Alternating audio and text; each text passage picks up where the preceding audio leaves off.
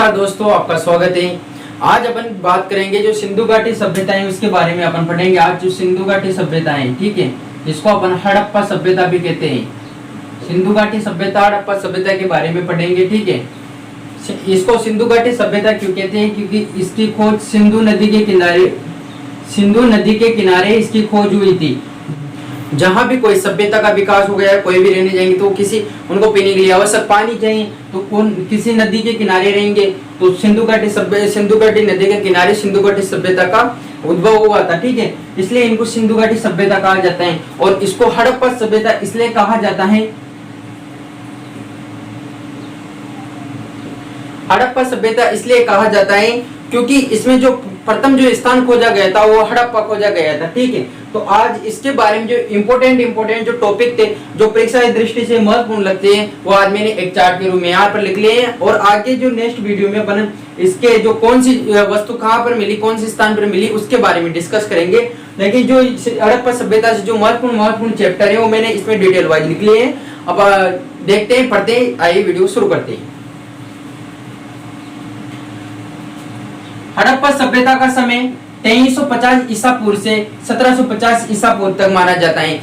दोस्तों वैसे तो अलग अलग विद्वानों ने अलग अलग मत दिए सिंधु घाटी सभ्यता के और जो हड़प्पा सभ्यता है उसके कालक्रम के अनुसार, उसके समय के अनुसार, परंतु जो सबसे सटीक है, जो सबसे ज्यादा मान्य है, वो 2350 ईसा पूर्व से 1750 ईसा पूर्व तक माना जाता है। जो रेडियो कार्बन C14 के द्वारा प्रमाणित। दोस्तों ये ऐसी वस्तु जैसे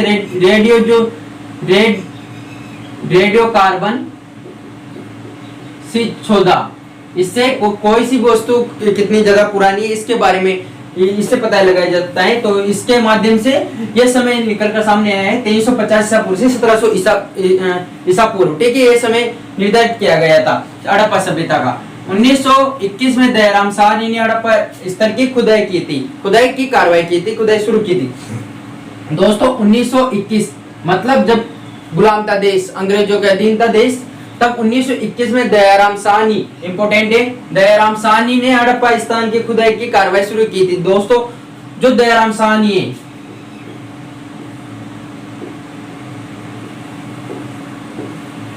दयाराम साहनी की जो उनकी उनकी देखरेख में हड़प्पा की खुदाई, स्थल की खुदाई की गई थी दयाराम साहनी की देखरेख में सन 1921 में। लेकिन जो उस टाइम के जो अपन एक तरफ से पुरातात्विक विभाग के निर्देशक कह लीजिए, अध्यक्ष कह लीजिए, तो कौन थे? सर जॉन मार्शल थे उस टाइम के, ठीक है। और तो इनके द्वारा जो नियुक्त अधिकारी कौन थे? दयाराम साहनी, ठीक है। अगला देखते हैं, कांस्य युगीन सभ्यता भी कहा जाता है। दोस्तों जो हड़प्पा सभ्यता थी वो एक कांस्य युगीन सभ्यता थी, क्योंकि जो जो कांसा किससे मिलकर बनता है? तांबा प्लस टीन से मिलकर कांसा बनता है।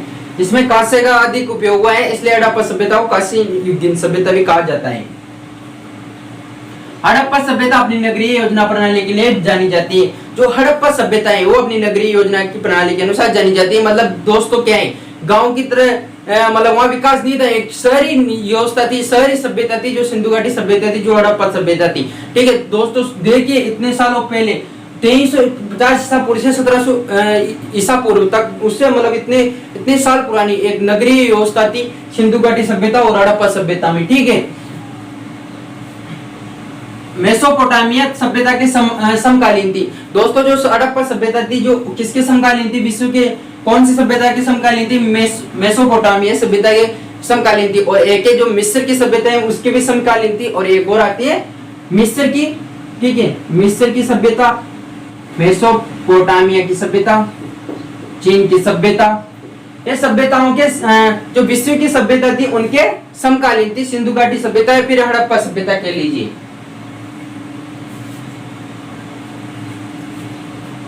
हो सके तो आप एक पेन एक कॉपी लेकर बैठिए, ताकि ये जो नोट है, एक तरफ से नोट्स हैं, उनके तो आपके नोट्स अच्छे से तैयार हो जाएंगे प्राचीन भारत से संबंधित, ठीक है।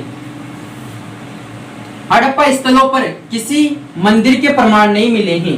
जो हड़प्पा स्थल है उसमें किसी भी प्रकार के जो मंदिर के प्रमाण नहीं मिले हैं। सिंधु घाटी सभ्यता के लोग वृक्षों तथा पशुओं की पूजा किया करते थे। दोस्तों जो वहां से प्राप्त जो बर्तन मिले हैं, जो वहां से प्राप्त जो मूर्तियां मिली हैं, उनके आधार पर कहा गया है कि जो सिंधु घाटी सभ्यता के जो लोग थे वो वृक्षों और पशुओं की पूजा किया करते थे। सिंधु घाटी सभ्यता में सबसे महत्वपूर्ण पशु एक सींग वाला गेंडा तथा दूसरा महत्वपूर्ण पशु कुबड़ वाला सांड था। तो सिंधु घाटी सभ्यता के सबसे महत्वपूर्ण पशु कौन था? एक सींग वाला गेंडा था, जिसके एक सींग है, आपको मैं इधर चित्र लगा के दिखा दूंगा, एक सींग वाला गेंडा।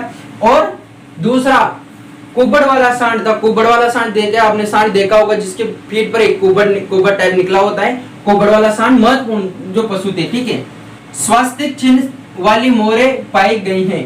जो स्वास्तिक चिन्ह है वो भी मोहरे हड़प्पा सभ्यता में पाई गई। जो स्वास्तिक का जो चिन्ह बना रहता है अपने धार्मिक कार्यों में भी उसको बहुत ज्यादा यूज किया जाता है।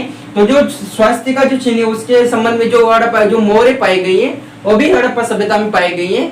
ठीक है,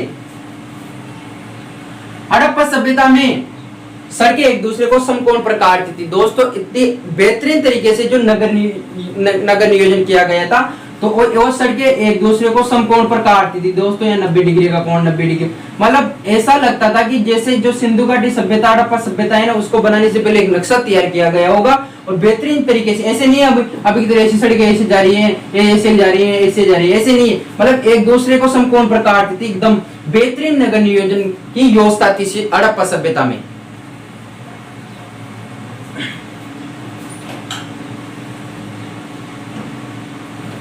हड़प्पा सभ्यता में जल निकासी प्रणाली बहुत ही प्रभावित थी। जो घर की आवश्यक चीजें, उनका जो निकासी का पानी था वो बहुत ही जो महत्वपूर्ण प्रणाली थी, बहुत ही सुचारू रूप से। जैसे मान लीजिए ये सड़क है, उसके साइड में नाली लगी हुई है और नाली के बीच में से खड्डा होता था और फिर ऐसे नाली लगी, तो जो पानी आता था वो कचरा बीच में खड्डे में चला जाता था और पानी ऊपर से निकल जाता था। मतलब जो जल निकासी की जो प्रणाली थी वो बहुत ही बेहतरीन तरीके से व्यवस्थित तरीके से सम्मिलित थी हड़प्पा सभ्यता में। ठीक है, हर छोटे और बड़े घर अंदर आंगन होता था।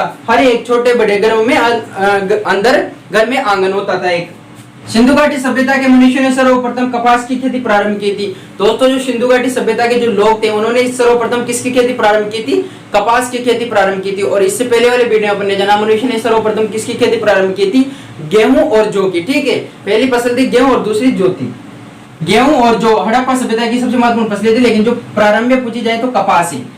हड़प्पा लोग अपनी कृषि के साथ साथ बड़े पैमाने पर पशुपालन भी किया करते थे। दोस्तों जो हड़प्पा सभ्यता के जो लोग थे वो कृषि के साथ साथ बड़े पैमाने पर पशुपालन भी किया करते थे। टेराकोटा की लघु मूर्तियों पर एक महिला का चित्र पाया गया है। इनमें एक लघु मूर्ति में महिला के गर्भ से निकलते हुए पौधों को दर्शाए गए हैं। दोस्तों जो टेराकोटा, मतलब टेराकोटा किसे कहते हैं? जैसे कोई मिट्टी से बनाई हुई कोई चीज है, उसको पकाने के बाद उसको बोला जाता है टेराकोटा। टेराकोटा से बनी हुई एक महिला की मूर्ति मिली है, जिसके गर्भ से पौधे को उगाते हुए दर्शाए गए। पौधे जो महिला की गर्भ से निकलते हुए पौधे को दर्शाए गए हैं। इससे माना जाता है कि वो एक पृथ्वी का चित्र है, वो पृथ्वी की पूजा किया करते थे वहां के लोग। कांस्य की नृत्य की मूर्ति पाई गई है। कांस्य की नृत्य की मूर्ति ये भी महत्वपूर्ण है, इससे भी बहुत सारे क्वेश्चन पूछे जाते हैं। कांस्य की नृत्य की मूर्ति हड़प्पा सभ्यता में पाई गई है। हड़प्पा पृथ्वी को उर्वरता की देवी मानते थे और पृथ्वी की पूजा उसी तरह से किया करते थे जिस प्रकार मिस्र के लोग नील नदी की पूजा किया करते थे। दोस्तों जो हड़प्पा के लोग हैं वो पृथ्वी की पूजा किया करते थे, क्योंकि उनका मानना था कि वो उर्वरता की देवी अपन को बहुत कुछ देती है जो पृथ्वी, और ठीक उसी प्रकार से पूजा किया करते थे जिस प्रकार से जो मिस्र के लोग हैं, मिस्र की जो सभ्यता थी वहां के लोग जो नील नदी की पूजा किया करते थे, ठीक उसी प्रकार से हड़प्पा सभ्यता के लोग भी पृथ्वी की पूजा किया करते थे। मोहरों और टेराकोटा की मूर्तियों पर सांड के चित्र मिले हैं तथा पुरातात्विक खुदाई से बेलों से जुटे हुए खेतों के भी साक्ष्य मिलते हैं। जो मोहरे और टेराकोटा की जो मूर्तियां भी मिली हैं उनमें सांड के चित्र मिले हैं। जो पुरातात्विक जो खुदाई हुई थी उनमें बेलों से जुटे हुए जो खेत के भी प्रमाण मिले। अभी किस किस जगह से मिले ये सब अपन नेक्स्ट वीडियो में चर्चा करेंगे, लेकिन जो अभी इंपोर्टेंट जो पॉइंट थे जो एग्जाम की दृष्टि से महत्वपूर्ण लगते थे वो आज अपन इस वीडियो में पढ़ेंगे। सिंधु घाटी सभ्यता के नगरों में एक सील पाया गया है जिसमें एक योगी का चित्र है, 3-4 मुख वाला। कई विद्वान इसको इस योगी को मानते कि वो शिव है। जो एक सील में पाया गया है कि एक योगी का चित्र है जिसमें 3-4 मुख है, तो उसको कई विद्वान शिव भी मानते थे कि जो सिंधु घाटी सभ्यता के लोग हैं वो एक शिव की पूजा किया करते थे, ऐसा मानते हैं कई विद्वान।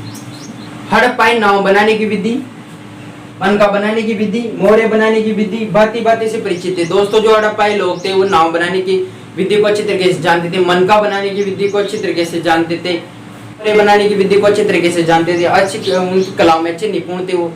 जौहरी वर्ग सोने चांदी और कीमती पत्थरों के आभूषण का निर्माण किया करते थे। जो उच्च वर्ग होते हैं 200 पैसे के मामले में, जो जौहरी वर्ग होती है वो सोने चांदी और कीमती पत्थरों के आभूषणों का इस्तेमाल किया करते, आभूषणों को बनाया किया करते थे। मिट्टी के बर्तन बनाने की विधि पूर्णतः प्रचलित थी। हड़प्पा वासियों को स्वयं की विशेष बर्तन बनाने की विधियां थी। हड़प्पाई लोग चमकदार बर्तनों का निर्माण किया करते थे। दोस्तों, हड़प्पाई लोगों को जो बर्तन बनाने की विधि में अच्छे से निपुण थे वो, और उनको बहुत सारे ऐसे अच्छे तरीके से बर्तन बनाए जाते थे उनके द्वारा, और चमकदार बर्तन भी होते थे। तो इतनी साल पहले इतनी अच्छी सभ्यता थी अपने भारतीय इतिहास में पढ़ते हैं अपन, ऐसा लगता है जैसे मतलब इतनी बेहतरीन तरीके से इतने सालों पहले भी लोग ये सब कुछ सीख चुके थे। अपने आज जो हड़प्पा सभ्यता के इम्पोर्टेंट टॉपिक देखे, इम्पोर्टेंट अपने पॉइंट देखे। नेक्स्ट वीडियो में अपन जो सिंधु घाटी सभ्यता में कौन सा स्थल कहाँ मिला इसके बारे में डिटेल से डिस्कस करेंगे। आई होप आपको सब कुछ समझ में आया होगा। मिलते हैं नेक्स्ट इन्फॉर्मेशन वीडियो के साथ, तब तक के लिए जय हिंद, वंदे मातरम।